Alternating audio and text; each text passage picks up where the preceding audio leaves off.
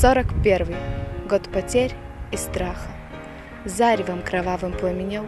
Двух парней в растерзанных рубахах выводили утром на расстрел. Первый шел постарше, темно-русый, все при нем, и силушка, и стать, а за ним второй, пацан безусый, слишком юный, чтобы умирать.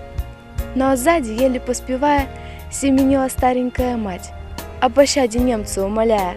«Найн», — тверди он важно, — «расстреляет». «Нет», — она просила, — «пожалейте, отмените казнь моих детей, а взамен меня убейте, но в живых оставьте сыновей». И ответил офицер ей чинно: «Ладно, матка, одного спасает, а другого расстреляем сына. Кто тебе милее? Выбирает. Как смертельно этой круговерти есть беречь кого-нибудь суметь.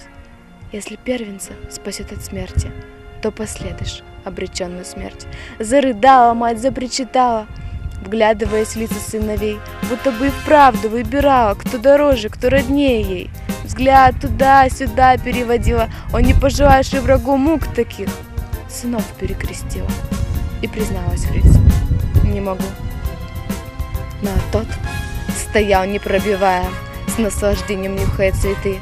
«Помни, одного мы убиваем, а другого убиваешь ты». Старший, виновато улыбаясь, младшего к груди своей прижал. «Брат, спасайся, но я останусь, я пожил, а ты не начинал».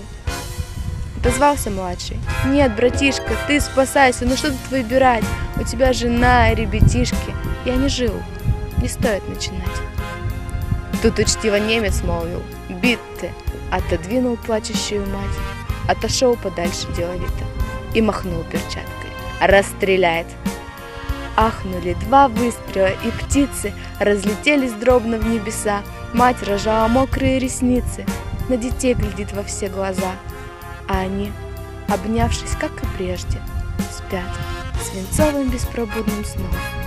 Две кровинки, две ее надежды, два крыла, пошедшие на слом. Мать безмолвно сердцем каменеет: уж не жить сыночкам, не цвести. «Дура матка», — поучает немец, — «одного могла бы хоть спасти». А она, баюкая их тихо, вытирала с губ сыновних кровь.